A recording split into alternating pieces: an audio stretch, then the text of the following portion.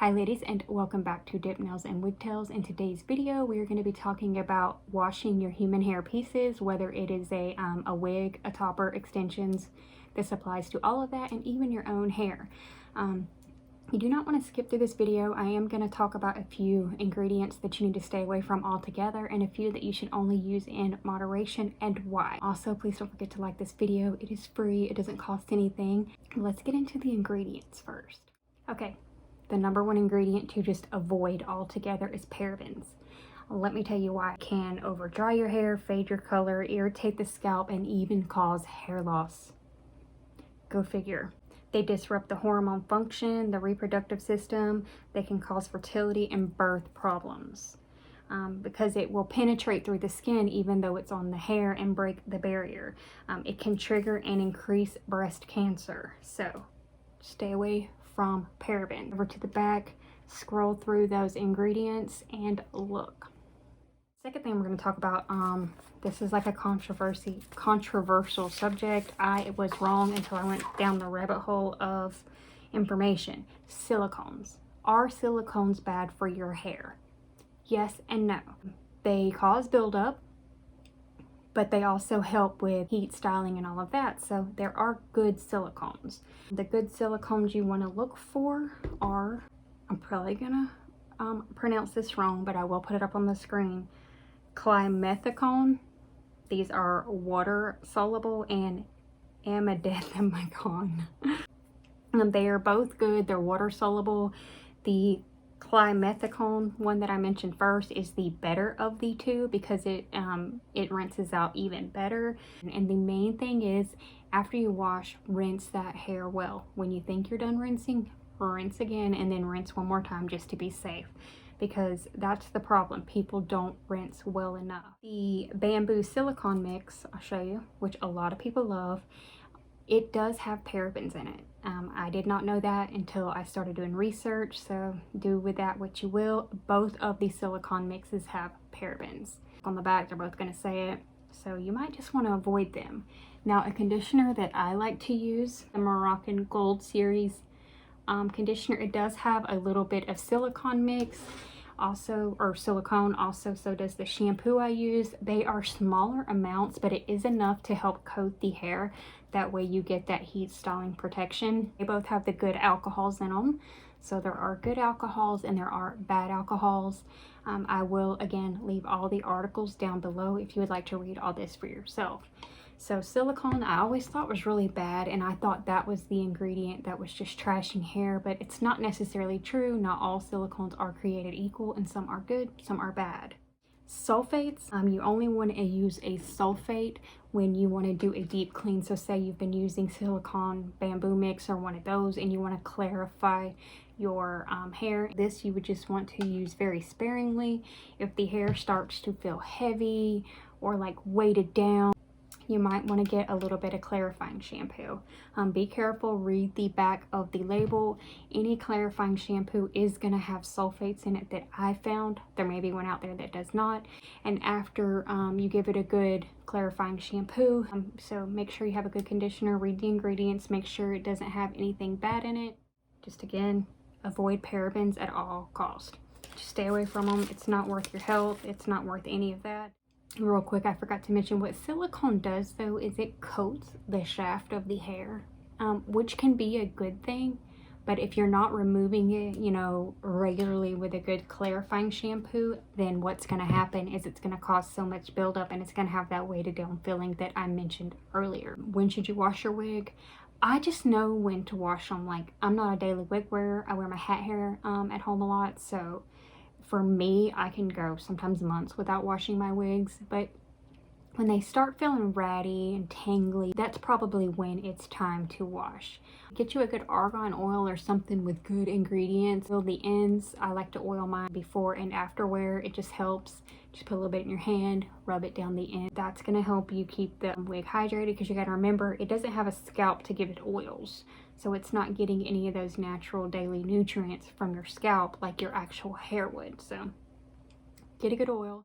All right, ladies, I've already washed my first eye wig. The footage wasn't too great, so I'm going to wash the other one. Washed, conditioned and it's sitting in the heating pad, I am now going to wash the Wefted Cap with you and show you. Take your wide tooth comb or your brush, make sure you have any tangles out of it. A little bit of warm water in it, fill it up somewhat, not a lot. I'm going to put 3 pumps in this sink the first time because this is the first time I washed it, and we're probably going to do this one twice just because it's the first time I washed it. It makes the soap up really, really good. I'm going to add some more water. Just going to start. I'm not going to add a lot this time, and all you're going to do, this is just how I do it, I dip it in and out. You see that water is turning yellow. It's from the hair dye. So that's why when they're new, I always do 2 shampoo baths just to get all of that out. And I'm going to rinse it again. And you only have to do this, you know, the first time. And the main thing to always remember when working with your pieces is rinse them well. That's what causes buildup from your conditioners and things like that, not rinsing it well enough. So I squeeze it, and I'm going to do the shampoo bath one more time. But like I said, it's just because it's a new piece and I want to get that hair dye out. Same thing, I'm going to hold it by the cap, by the middle. And I'm just going to...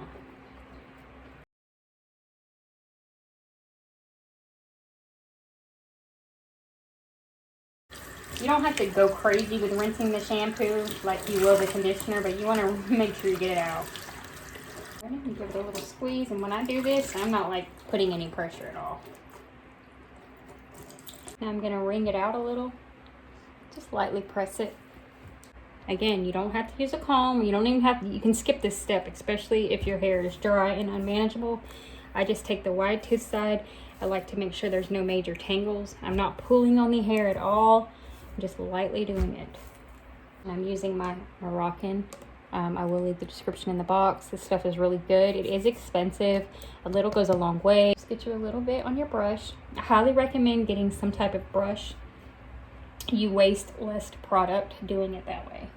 So just start brushing it on. This is a wefted area, so I can go closer to the cap. But if you had a lace wig right now, stay away from the cap area and the root area, because when oils get near the cap or the hand-tied areas, it will cause, there's no way around it, it will cause shedding. I'm going to focus on the back part.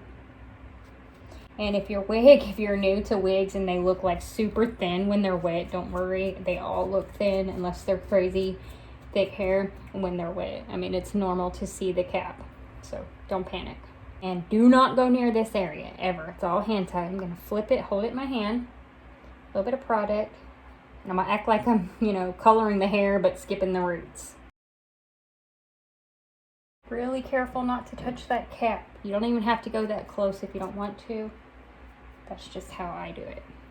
I'm just lightly touching the top of the hair. That's it.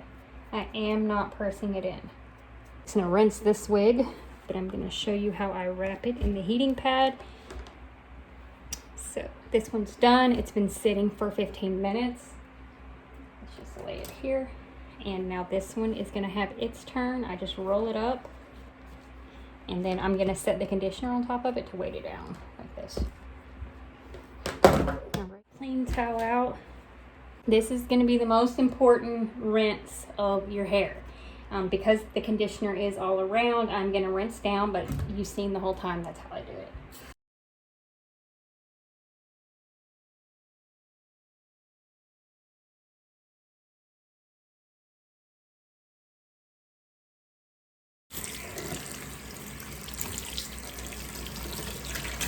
I know that seemed like a lot of rinsing, but trust me, it's worth it. You end up with so much buildup because you didn't rinse well enough. I've been guilty of it myself. I'm just trying to wring it out. Hopefully you can see this well. I'm going to move you, but you can see what I'm doing. You want to change your part. Now's the time to put the wet wig on and change your part. That I wanted to change the part on this one, so I'm going to do that real quick. This is how I do it. Again, this is just how I do it. So after I wash it, I take my comb, pretty much figure out where I want to do my new part carefully. It's the best way to do it. That's why like when they come new, I'll just always wear the way they part it. Now use your paddle brush if you have one, but be careful, be gentle, don't pull on the hair. This is just the best way I found it. Make sure the part is where you want it to be. I fixed my part, but that is the best way that I found to fix your part. So you can, if you don't want to wash it, you can wet it really well and then do your part, and while it's wet, that is the best way to do it without having like lumps or the hair. And then while it's on your head, you can go ahead and lightly brush the hair back if you want, because this is basically what I do. I just let it dry like that. That way the hair dries back and I don't have to worry about it falling down in my face. So what I'm gonna do, I'm gonna take all the hair and I'm gonna brush it away from my face. So take it, hold it, be gentle, brush the hair back. Take your time. That will keep it out of your face.